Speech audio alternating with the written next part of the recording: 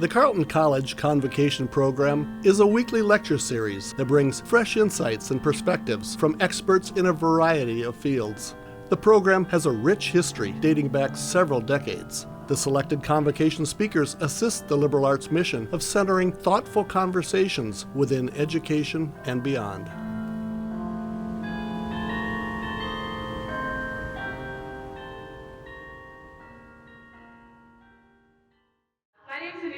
And I'm a senior political science major and French minor here at Carleton. And it's a great honor to welcome Professor Theda Skocpol, whose work I've had the pleasure of reading across a number of different classes. I had breakfast with her earlier today, and she described her work as always arguing with someone. And this quote seems perfectly fitted to describe her approach to research, particularly the way it seeks to poke holes in and challenge existing literature. Her recent scholarship on the changing image of Republican conservatism and the Tea Party has been particularly fascinating to me, and especially relevant in our rapidly polarizing world. She has provided incredible insight into the grassroots mobilizing tactics that have motivated the Tea Party and challenged our conventional understanding of Donald Trump and the far right. On the comparative level, she's published a number of books, including her world-renowned theory on social revolutions, emphasizing the role of administrative and coercive state capacity in preempting revolution. Her work focuses broadly on socio-political change, with research interests including political sociology, modern welfare states, social revolutions, and comparative historical sociologies. Professor Skocpol comes to us from Harvard, where she is the Victor S. Thomas Professor of Government and Sociology. It's no surprise that she comes bearing a number of accolades. She's an internationally recognized scholar who has received a number of honorary degrees, most recently from Oxford University in 2022. In 2007, she also received, and I'm probably going to butcher the name of this, the Johann Skeet Prize in Political Science for her visionary analysis of the significance of the state for revolutions, welfare, and political trust, pursued with theoretical depth and empirical evidence. And if these accomplishments weren't enough, Professor Skocpol also founded and serves as the director of the Scholars Strategy Network, an organization working to bridge partisan lines by bringing journalists, policymakers, and civic leaders together with graduate students and professors conducting research. Its network currently includes 1,800 researchers in 47 states to ensure that research is being utilized to make educated policy decisions at every level.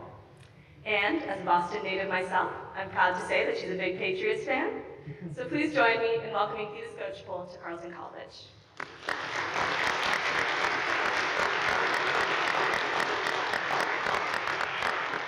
Thank you for that generous introduction, and good morning, everyone. It's very nice to be here in the Midwest. I am a native Midwesterner, born and raised in the state of Michigan. So I feel very at home when I visit Minnesota. So my subject today is, it's a heavy one. It's try to understand the roots and the possible forward trajectories of the crisis that American accountable, largely but not entirely democratic governance finds itself in this period. And I think, given the Supreme Court decisions of last June and the knife-edge election between a self-declared would-be autocrat and a fairly mainstream Democrat that we face in just 2 weeks, that it's fair to say that we're at a crisis point that has some resemblance to the major crisis points across American history that could put the country and its internal conflicts and its place in the world on one trajectory or another for quite a few years to come. So what I'm going to do today is draw on the research that my colleagues and I have done on what I see as the driving force in this period since the beginning of the 21st century that has brought us to the crisis juncture we are at now, and that is the dual radicalization of the Republican Party. One of America's two major parties. And I'll just say that, of course, I'm at Harvard with my colleagues Steve Levitsky and Daniel Ziblatt, and they approach the American case from a cross-national perspective. And I think there are many resemblances to the kinds of conflicts over national identity, immigration, ethno-national issues that are playing out across many developing and developed countries. But the United States has a unique constitutional system that gives a lot of levers to those who would impose minority governance. And it also has two major political parties in which many citizens think it's either one or the other. It's not the same as having a radical threat from the left or the right in a third or fourth party in a parliamentary system. So a handout was sent out today that helps to lay out what I mean when I say dual radicalization of Republican office holders, Republican candidates, and major groups around the Republican Party as it has unfolded since about 2000. I'm a historically oriented political scientist, and you can always start further back. But I started then, and this summer put together the timeline that's been handed out to you that you may want to study later, because for me, things are always clarified when they're put on a timeline. And in this timeline, I include not policy differences between Democrats and Republicans, not even votes over whether to convict an impeached president. Policy differences have been with us always. Failed impeachment convictions have happened throughout American history. This timeline only looks at concerted efforts to roll back electoral accountability, voter participation, voter access, and concerted efforts to move important governmental decisions in various realms to places where there is no electoral accountability at all. And the chart lays out legal hardball steps that have been embraced by Republican-aligned actors, by which I mean not technically illegal, but stretching laws and customs to their utmost. For example, using the Senate filibuster much more frequently than it had been used before, which speeded up under Barack Obama's presidency. And then more recently includes what I call extra-legal efforts to accomplish many of the same goals. And those include systematic harassment, officially encouraged or tolerated of public officials, and even threats of violence or spot violence. January 6th is only one of many that are out there. So let me just sum up what I see in this timeline because it'll clarify what I'm trying to make sense of. The overall chronology suggests that 21st century Republican Party and the groups in its orbit have accelerated anti-democratic efforts, undertaking them steadily but sporadically through the 2000s and 2010s, and then speeding up the rate of such efforts at both the national and state level. But hardball and extra-legal radical tactics have been deployed by both kinds of extra-legal tactics, radical tactics have been deployed, but we see extra-legal tactics coming to the fore since 2020. We also see an evolution within the category of hardball tactics, away from simply trying to discourage voting or make voting difficult for constituencies seen as not favorable to Republicans, toward actually taking decisions outside of the electoral realm altogether, for example, by moving legislative or executive decisions to courts that are not accountable to elected majorities. And finally, to me most striking and the most in need of explanation is a place where I quibble with some of my colleagues who have noted these radicalizing tendencies in the Republican Party and have argued that they are defensive tactics. There are lots of arguments out there that believe that Republicans have turned to anti-democratic measures because they fear being overtaken demographically by Democratic electoral majorities.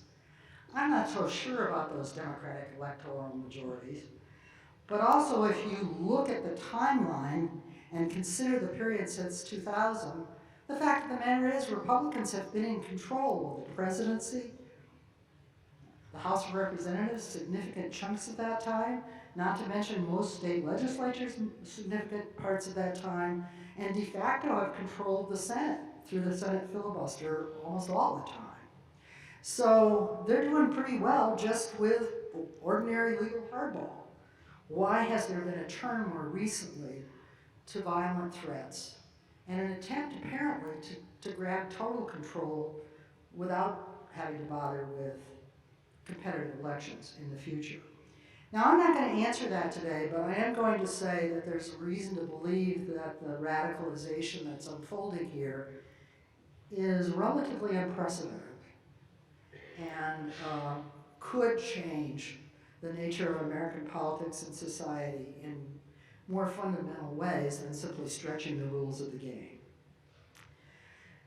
So let me be quick about my explanation for why this has happened, because I don't have time to go into all of the details that my research colleagues and I have discovered through organizational analysis of the Republican Party and changes in it, through field work, such as the work I did with my colleague Vanessa Williamson, in which we went out and talked to ordinary Tea Party people in the 2011 to 12 period, and my visits to 8 pro-Trump counties that started right after the 2016 election, repeated visits, where I had a chance to talk face-to-face with local leaders for both political parties and watch the culmination of the Tea Party and the Trump movement and talk to anti-Trump resistance groups in local areas at the same time. I think I'm one of the few social scientists in the country who's actually attended a Tea Party meeting and an anti-Trump resistance meeting in the same community on the same day, without, of course, mentioning to people that I was going from one to the other. But that's given me a window into grassroots activism right down to the level of how meetings are conducted and what people say and who's there. So my explanatory approach for Republican radicalization partly draws on ideas about societal change that many scholars and observers have noted. America is becoming a more diverse, racially diverse society. In a way, you could say we've undergone one major societal transformation with political reverberations after another during my lifetime. From the 1960s to the 1980s, we finally became a society in which African Americans regained the right to vote and to weigh in a significant way in national politics at the same time that the two parties were realigning regionally and along liberal conservative lines that took into account those shifts in African American political power. Then we've undergone changes in family roles and gender roles, which have been very deeply disturbing and worrying to many Christian conservative people, particularly, but not exclusively, white evangelicals. That unfolded in our politics and in political polarization between the two parties from the 1970s on, piling on top of the racial polarization that was already there. And then most recently, we've experienced a delayed reaction to these surges of new immigration from different parts of the world that unfolded after the 1965 immigration reforms, as America has become a society in which waves of immigrants have arrived from Central America and Mexico, from Asia, from Africa. And every time across American history when new waves of immigration have arrived, the people already there have decided that Armageddon was upon them. It was, Protestants versus Catholics, Western Europeans against Eastern Europeans, and then this most recent period. Immigration has once again created opportunities for politicians who want to declare that the fundamental identity of the nation is irretrievably changing.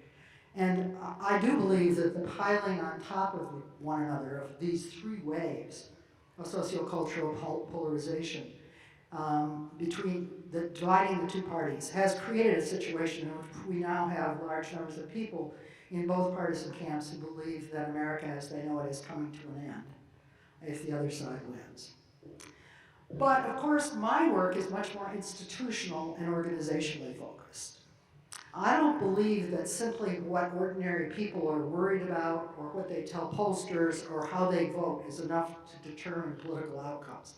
I think it takes politicians and organizations who are prepared to make certain kinds of appeals and not make certain other kinds of appeals, who are prepared to put resources behind one kind of team effort to exploit or not exploit these kinds of social divisions. Most human beings out there, most Americans out there, are ambivalent about a whole range of issues.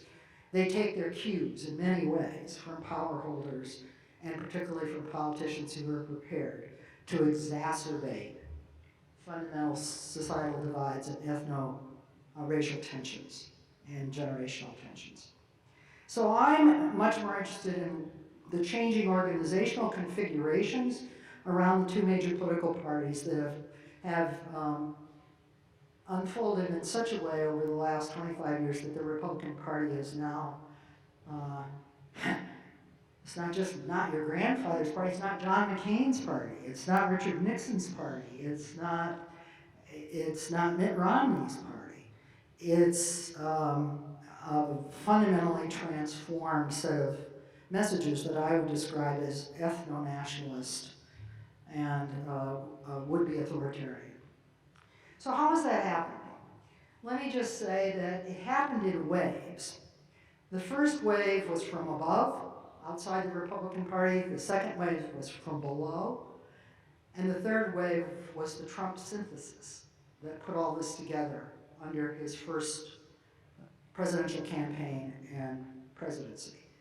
The wave from above, my colleagues and I have documented, after the year 2000, the old Republican establishment around the Bushes thought they'd won it all when they got the election handed to them by the Supreme Court.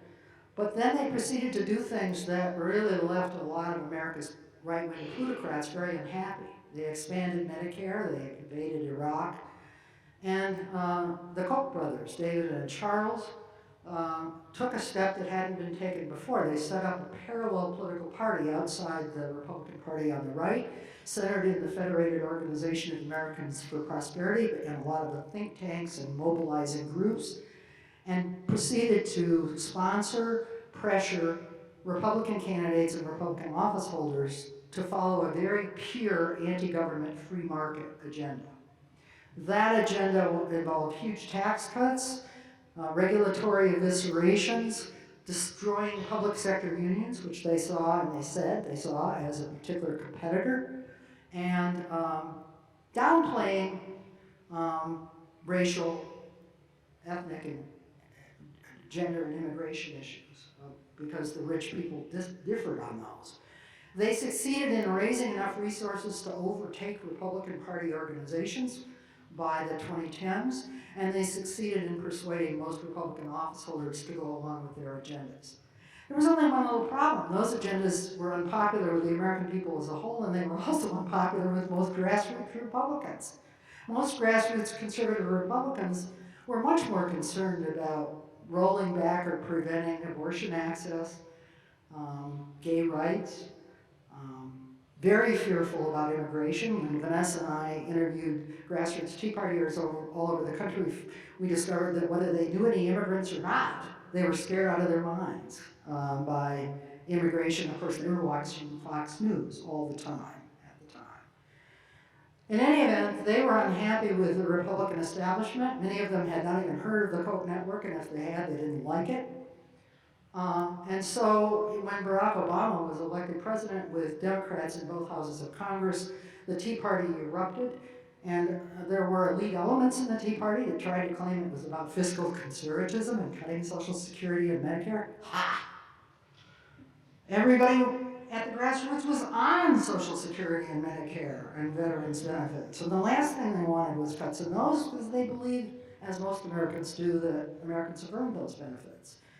So the Tea Party was a rebellion against the Republican establishment, a pushback against the Koch network takeover of the Republican establishment, And of course it was determined to keep Republicans from cooperating in any way with Barack Obama or Democrats. It played out with great force and helped to transform the Congress in 2010, which in turn helped to transform state legislatures by gerrymandering in the wake of the 2010 census.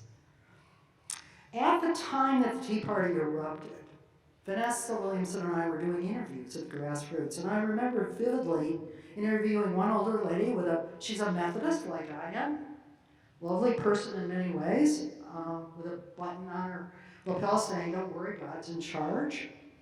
And she told me how intrigued she was with Donald Trump's birtherism.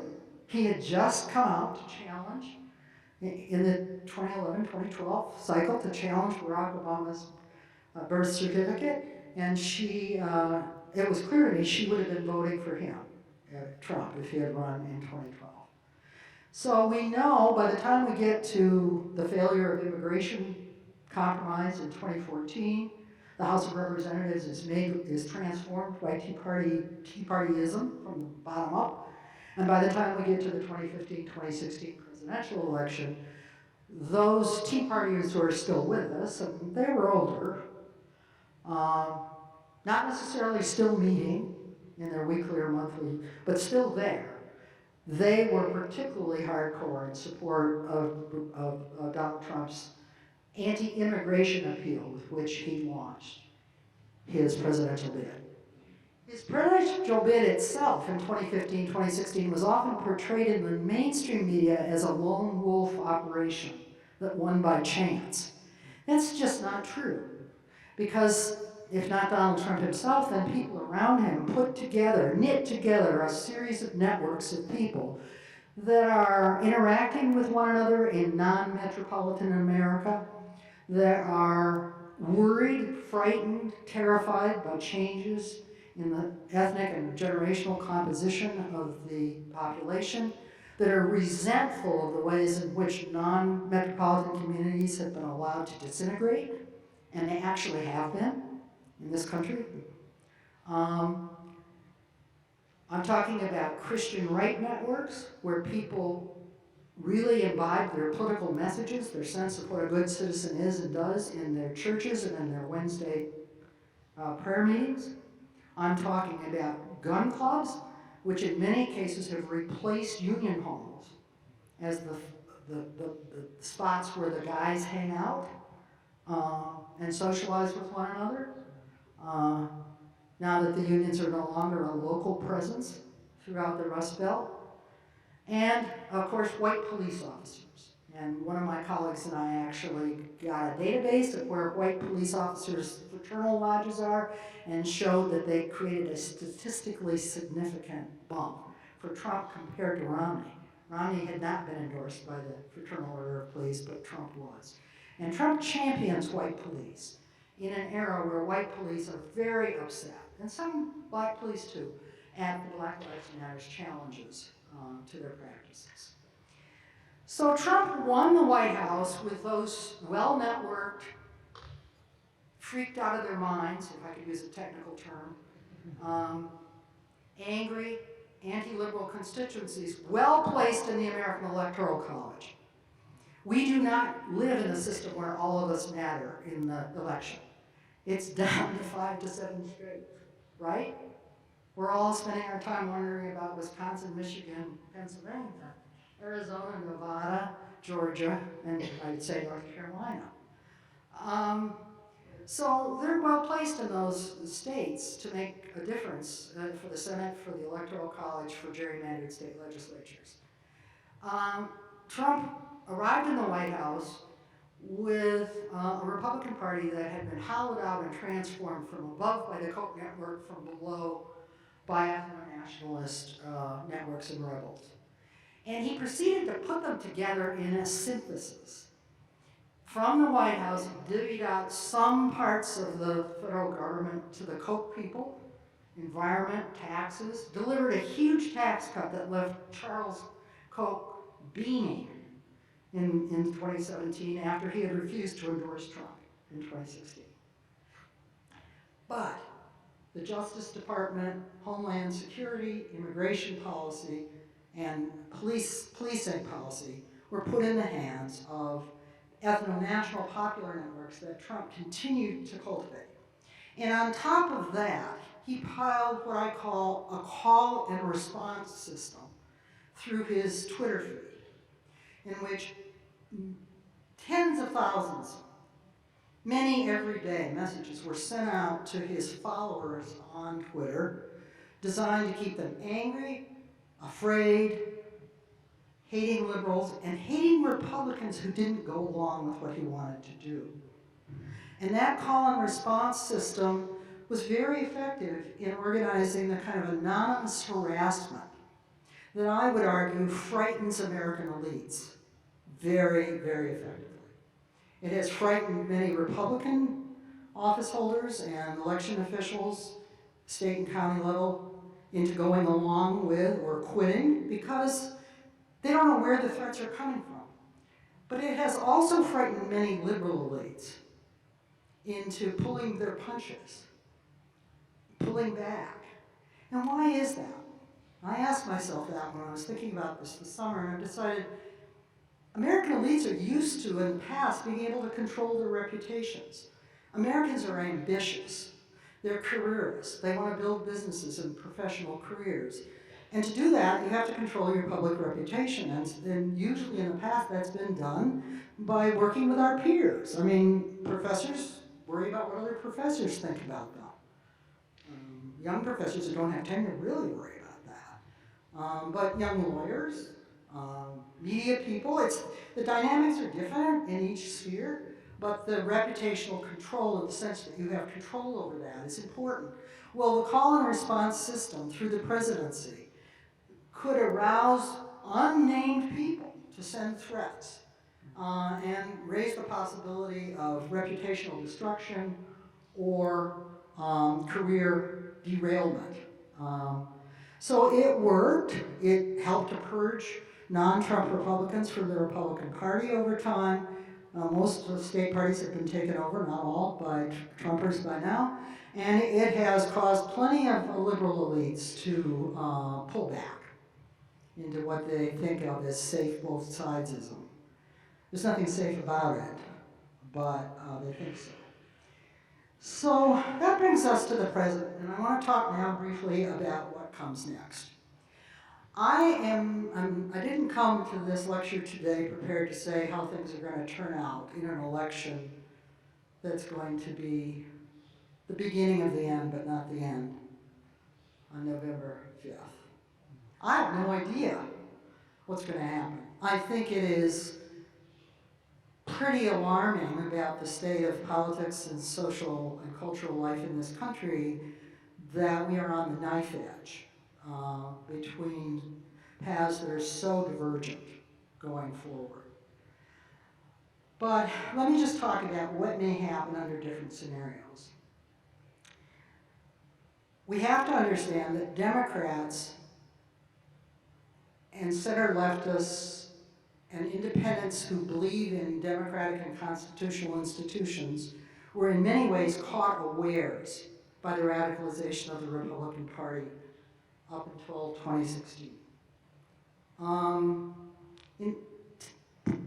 Not too fine a point on it, from the middle of the 20th century on, Democrats relied on the federal courts, on control for many years of Congress, and then on control of the presidency to try to promote a more inclusive society, more just political system, and a modest amount of social redistribution of opportunity and economic well-being to most people.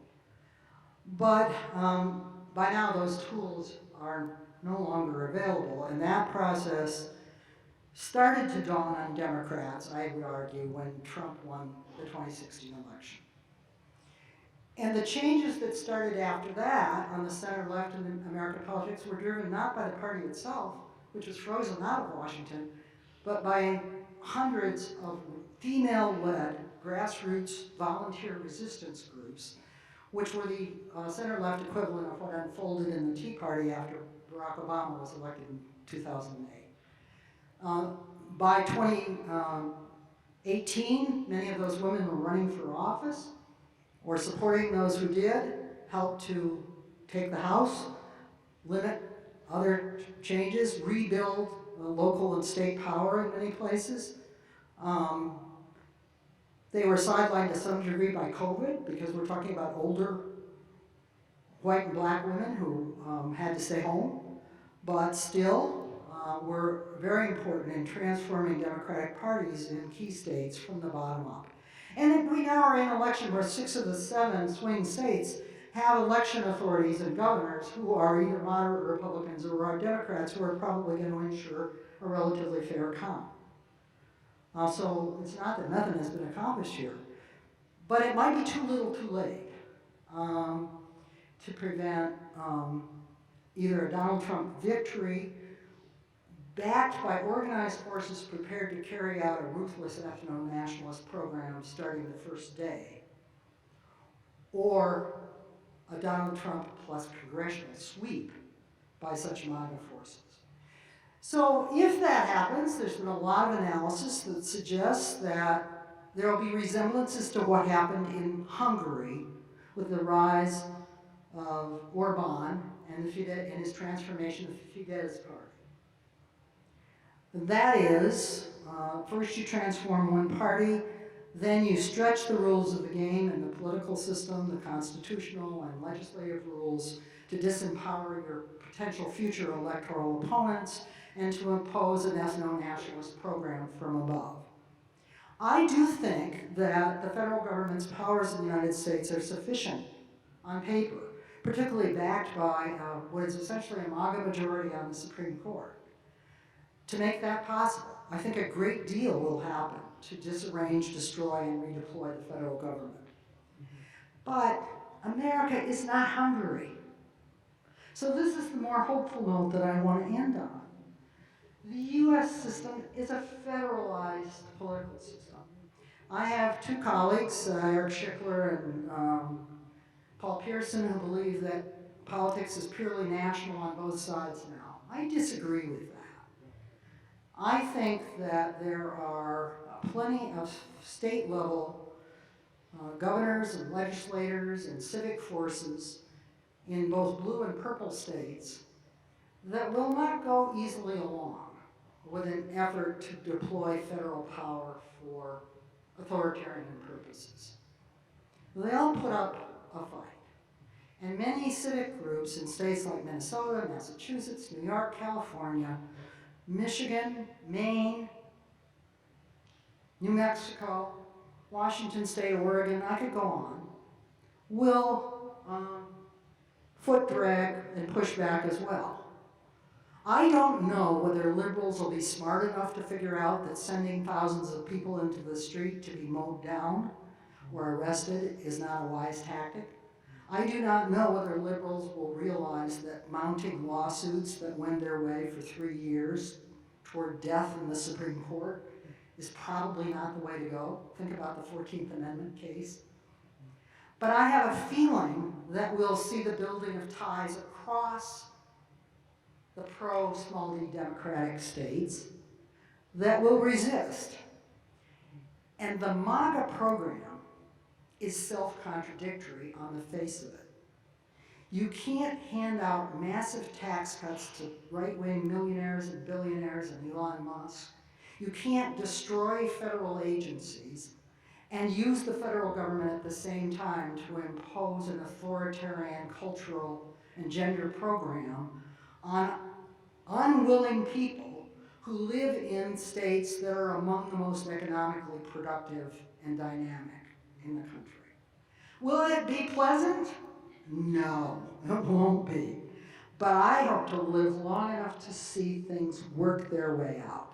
And I'll just leave you with this final thought. The United States has gone through many periods in its history where forces against an inclusive, fair, multi-ethnic, and multiracial democracy have prevailed. They prevailed for 7 decades between the end of Reconstruction and the Civil Rights era. Everything moves faster now, so I don't think it'll be 7 decades. But a phenomenon in which forces in favor of a democratic and inclusive society fall back into particular regions and subnational parts of the federal polity is not unheard of. And from those bastions, if people cooperate and organize and mobilize and work together across sometimes uncomfortable lines, they can make a comeback. So I'll just leave you with my thought. I said I wasn't going to predict what was going to happen, and I'm certainly not. I don't know which of these scenarios will play out. And by the way, even if Kamala Harris wins, the hardball tactics on the Republican right will remain. The federal courts remain transformed. There is not going to be any kind of magical switch turned in any direction, no matter what happens between November and January. So I'm relatively optimistic. I say that political actors who imagine they can impose a single authoritarian vision or ruling system on the United States are going to find out how wrong they are. Although anti-democratic Republican factions will continue to use one of the two major parties to their advantages, in the end they will not succeed in turning America into a closed-minded regime and society. So that flat declaration is one thing I'm willing to say about the future. I don't know exactly what's going to come next in this period of flux and crisis, but I do know what will never come. With or without would-be authoritarians in charge of key institutions at given junctures, the Founding Fathers can rest in a measure of peace, an uneasy peace. However long it takes, ethno-nationalist revanchists will be sidelined, and the United States will advance in one way or another toward more fully realizing its best plural ethnic and multiracial democratic ideals.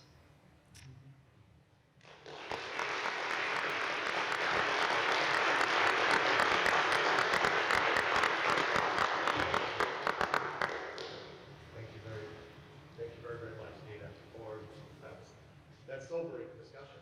And we're going to continue the discussion with Q&A in a moment. Just a few things to mention. The Convo snacks, you've discovered them. There's very little left, but please, on the way out, polish them off so they don't have to be disposed of. Help us out with that. Speaking of eating, we do have about 10 spaces left at Convocation Luncheon. So if you would like to join Theda and ourselves at luncheon, we're going to be in Great Hall, not AGH, Great Hall. Please come talk to me afterwards. We would love to have you. Keep the conversation going. Let's keep the conversation going right now with Q&A. Who would like to start us off with a question, a comment? Oh, here we go, right back. Introduce yourself. I feel kind of like a clergy person up here. Hi. You mentioned that a big driving force for the rise of the right wing is the us versus them mentality of some sort, the prominent idea of hating liberals. Do you believe that from the left, the idea of hating Trumpism and hating conservatives could be counterproductive and fuel the Republican hatred of liberals?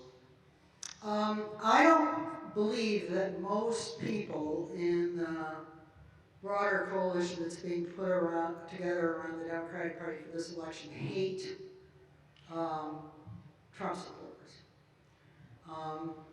I can certainly speak for myself. I make a distinction between my views as a citizen and what I endeavor to do in my research. And in my research, I've been out in the field talking face to face with Trump-supporting people for quite a few years, and before that, Tea Party years. I acquired my two beautiful cats from a lady in Maine who's worried that Antifa will find her on her rural dirt road. And I didn't even have the heart to break it to her that they wouldn't be able to find her. It took me quite a while to figure out how to get there. I go to breakfast at a diner every morning in Massachusetts at 6 a.m. with people that include some Trump-supporting working men, for sure. So I don't believe that hatred and personal vilification are being practiced on both sides, and I really disapprove of media people who are suggesting that that is occurring. For the most part, I do not think it is occurring. Are there people who hate Donald Trump and what he stands for? Yes, there are. But that's nothing new in American politics. Presidential candidates and presidents aroused intense passions. And as long as we follow our mother's advice to talk about what they do, not who they are, I don't see that as a symmetrical problem right now. I do think demonization and dehumanization and vilification of immigrants and liberals is happening pretty widely on the other side. But I think a lot of grassroots conservative people really aren't into that much. They tolerate it. But, I've interacted with a lot of very conservative people who have, if I treated them with dignity and respect, they reciprocated that. So I think things are worse in the media, worse in the national discourse than they are on the ground. Hi, thank you for speaking. So I guess my question is, you talked about if Kamala Harris were to win, there would still be these vestiges of like an inherent power structure in the federal courts. But do you see the grassroots efforts that got them there as enduring? Do you see that this force that fundamentally remade the Republican Party, do you see that to be lasting? Will that pressure continue or will it abate after this election either way? It's all beyond Donald Trump himself at this point. Donald Trump is in many ways a troubled individual who, Barack Obama says this pretty well, if he was in your family, he'd be looking into doing something about it. It's really the reason that I talked today about the Republican Party groups in its orbit is that I think many other ambitious politicians and many other organized groups have joined in this phenomenon. And they're not quitters. I will say this, they will not quit. But I think the major obstacles to any Democratic president are going to be the same ones that have been there for quite some time. We now have a Supreme Court majority that really has decided that it's going to disable what Democratic executives do. They've arrogated to themselves the right to decide what Congress and the president used to be able to decide in a whole series of administrative and legislative areas. And I certainly don't think that's going to go away. I'm surrounded by intellectuals at Harvard who think, oh, well, expand the Supreme Court, get rid of the Electoral College. Exactly how do you do those things? I don't think so. So I'm just saying there isn't going to be some 100% switch moment. I don't think there will be either way. But there certainly will not be, given how far advanced the transformation of the Republican orbit is, well beyond Trump himself. That might not have been true if those responsible for directing the January 20th coup were brought to justice promptly, but they were not. And so things are pretty locked in.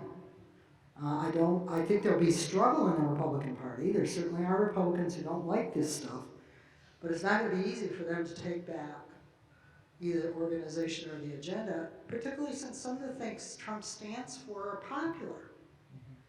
I mean, I hope I've conveyed that. I don't think this is some elite conspiracy. We do have a hand right here, but I forgot to remind our folks on Zoom, if you would like to participate in the conversation, please put your question in the chat. And now?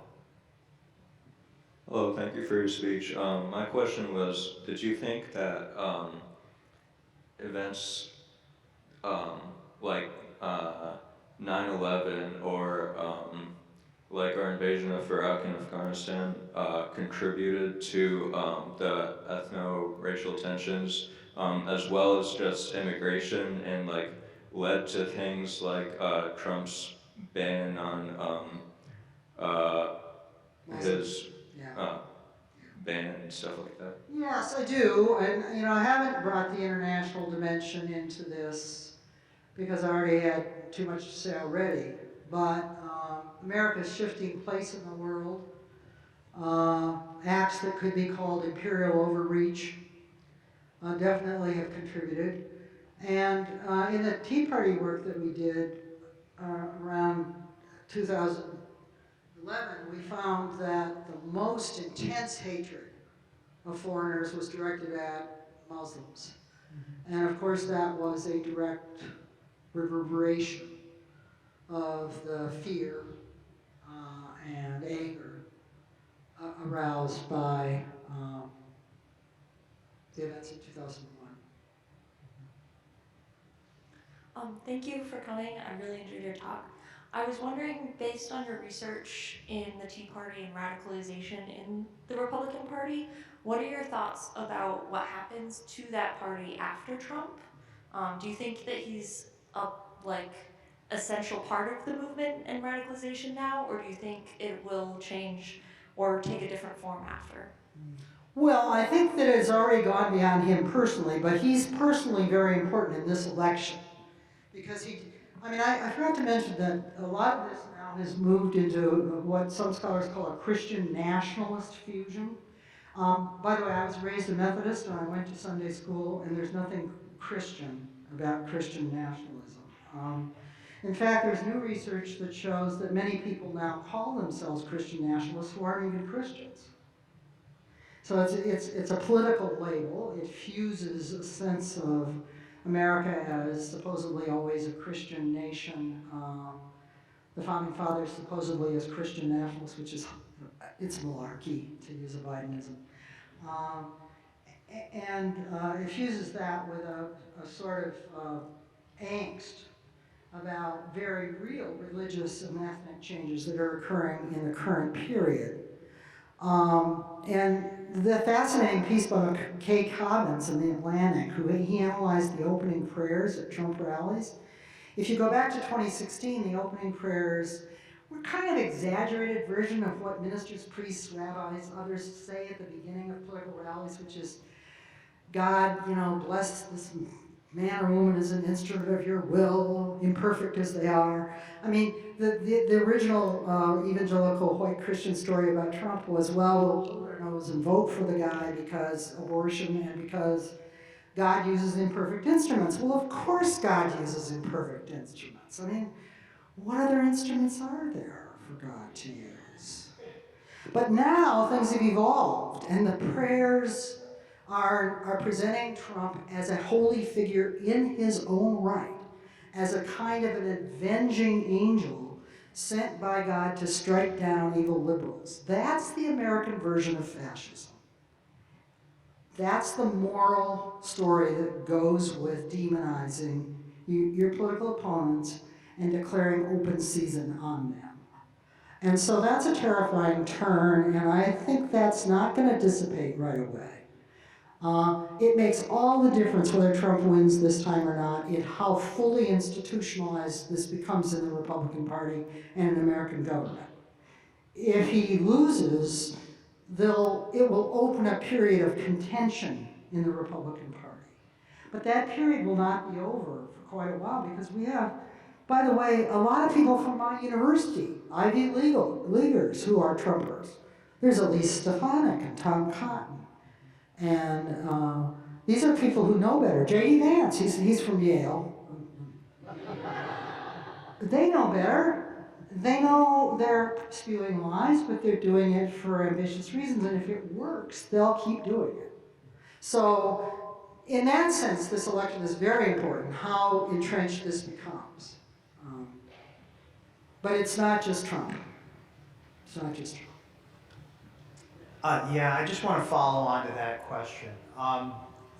Since you've spoken with so many Tea Partiers and Trump supporters over the years, and this 25 year chronology, for me is a history of growing inequality, socioeconomic inequalities in the United States. That's sort of the mega story, changes in capitalism, threatening more and more workers, the weakening of unions, and socioeconomic forms of representation. To what extent are these supporters of Trumpism, MAGA, and their predecessors in the Tea Party a reflection of socioeconomic grievances that are energizing this? And to your last point, we should expect these forces to continue as long as those economic superstructures are what they are? Look, I think that the economic transformations that have unfolded in the United States since the late 1970s, that's when all this really turned, have powerfully conditioned the ground on which ethno-nationalist authoritarian politics has grown. That's not the same thing as saying that the grievances in the minds of the people organizing to do it at the popular level are economic. I know this is a subtle point, but the most important socioeconomic transformation that two have occurred that really have enabled what I described more organizationally. One is the explosion of the multi-billionaire class. We're now at the point where every multi-billionaire thinks he should run the world. Have you noticed? Yeah. We're even beyond the Koch network. The Koch network was a much more collective phenomenon. We've now got Elon Musk.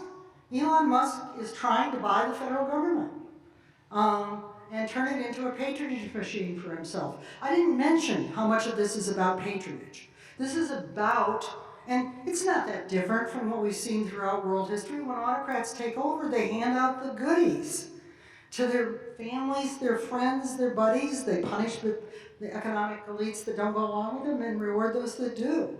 So that is really, and because we've got so many overly wealthy people, I mean, we really do, they're a force. And so inequality matters there. But the other kind of inequality that matters is geographically inscribed divisions between the educated top 20%, college credential, and everybody else. And between more economically innovative parts of the country and places that have been literally left behind to see their surrounds deteriorate. Stores close, downtowns shrivel, unions disappear.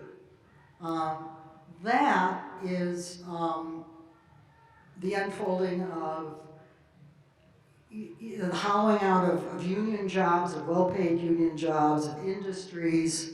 Both parties were involved in that transformation, and it's very hard to reverse. I mean, I think Joe Biden has tried. He's done a whole bunch of things, but people don't see them, and they won't. There's a huge lag in what people see. So the resentment, which in the U.S. case is geographically inscribed, and that matters in the U.S. political system in the way it would not in a national parliamentary system. We do not have a national electorate. We have some states and some parts of states that have more clout than others. And the people who feel left out and who actually have been, largely, are angry about that and are therefore available for mobilization. But the ones who are most active are not the ones economically suffering the most. And we can blame this all on blue-collar guys. It's really not. It's when you go out there into the country and you look at who the Trumpers and the Tea Parties are, they're small, they're construction firms, they're small business people, they're retirees, there's some blue-collar folks, but this can't all be blamed on blue-collar workers the way the New York Times constantly does. I mean, that's just a bunch of people on the Upper East Side who don't know what they're talking about, who haven't been out there. So you have to get down to the level of individual occupations and individual microeconomies to see where the most resentment is. And I do think that the transformation of our media system so that large proportions of the population get their view of what's going on only from Fox News and outlets to the right. Only. They literally don't see. And by the way, in the alumni guest house here, I couldn't get MSNBC last night. What's the matter? I don't get it. But that's an aside. You know, this is not, the economic transformations condition the arenas in which politics is offered supply side and demand side. This is a melding of a Weberian and a Marxian type perspective. I'm not a Marxist. Yeah.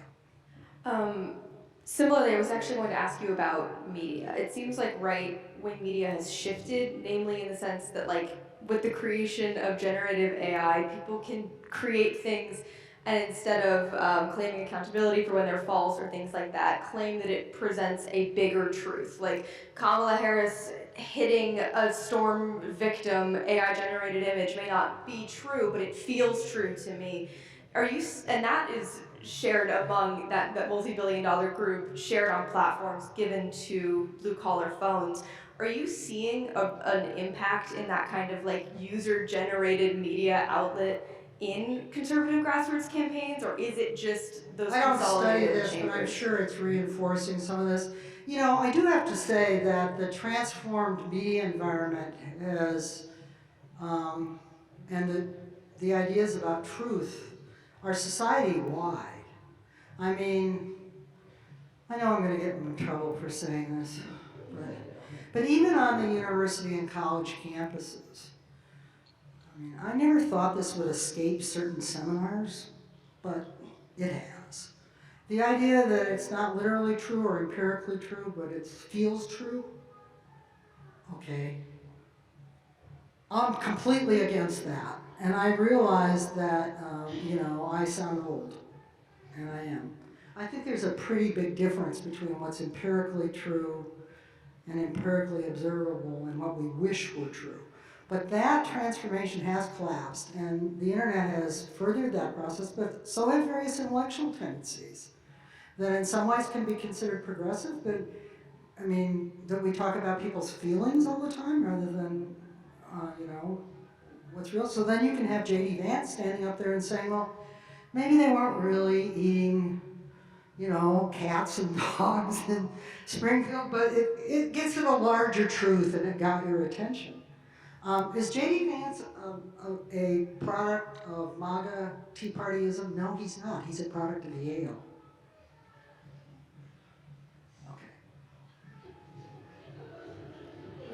I think we have time for one more question, which I'm going to take from Zoom.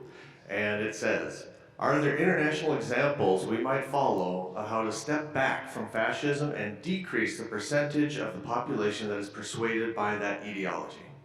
Yeah, I think there are. I mean, my colleagues Ziblatt and Levitsky have just written a piece in the New York Times, which I recommend people to look at, talking about the 5 steps you can take, and they say the United States has already failed 4 of them.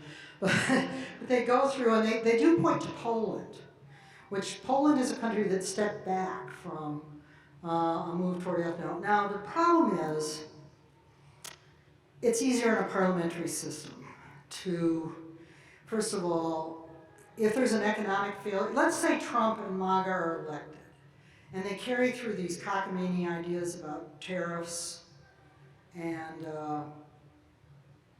removing a lot of the migrants who actually do essential work. I mean, I don't understand how you rebuild Florida if you're deporting all the undocumented, especially since people are in mixed families and the entire family will go with them if one person is threatened. What about elder care? What about restaurants? Yeah, and you can say, well, they'll discriminate, but I don't think it's that easy once you unfold some of these processes and give them full. So that's not going to work economically, and neither are tariffs. But let's say that happened, and the predictions that some of the experts make that you would go into a recession within 18 months. Well, you're stuck with Trump for 4 years. In a parliamentary system, you can have a rebellion, and you can throw the bums out. So, or you can reconfigure the party coalition.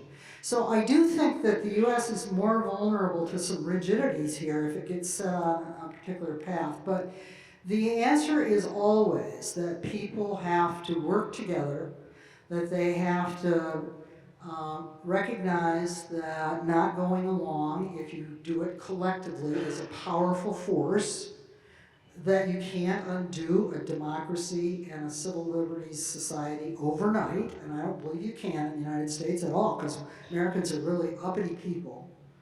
We are. It's one of our strengths.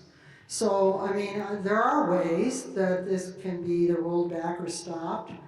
Unfortunately, a lot of the ways for stopping it have kind of come and gone.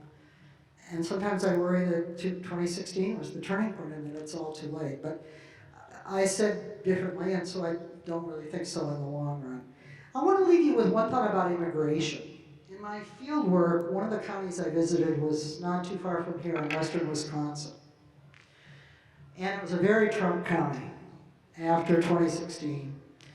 And there certainly were a small number of very MAGA-minded type people who hated immigrants and who were prepared to do anything to their tiny immigrant community, really tiny. This is a farming area. But others saw them as fellow congregants in their church, as children going to school with their kids, as people who are making their family-run medium-sized dairy farms work. The police chief told me that under previous presidents, Republican and Democratic alike, he'd always been warned when the immigration authorities were coming in looking for someone, and now under Trump he's not. People just grab someone's uncle or someone's cousin and take them away. The schools were actually drawing up plans to what to do if parents were taken away. And I'll never forget this conservative businessman saying to me, he said, when they first came to this area, he was referring to the 1980s and 1990s when the first wave arrived. He said they were young men from mountainous areas of Mexico who worked in the meat packing plant, which is, by the way, a horror. I went to see it. And got drunk every weekend and caused a lot of trouble for the local police, and our local high school teacher couldn't even understand their dialects because they were all these minority dialects. He said, back then I said, get rid of them. Now he says, they're our neighbors. They're our friends. They bought property here. They're part of our churches and schools. And he said that his dairy farm, when the man he has from a local Hispanic family can't come at 4 in the morning. I mean, you know, it's all mechanized, but the cows are the cows. You gotta milk them. My grandfather was a dairy farmer. It's not optional. He says somebody else from the family comes. And so his attitudes were completely different. And I think those attitudes will be split among conservative people if some of this program goes forward. That doesn't mean, though, that you can't get a long ways with hatred and turmoil. And that would be greatly exacerbated by an effort to round up a lot of immigrants and take them away or drive them away. So I hope that doesn't come to pass. Thank you very much. Unfortunately, we must conclude. Thank you very much, Theda, for being here. And thank you all for being here as well. We'll see you next week.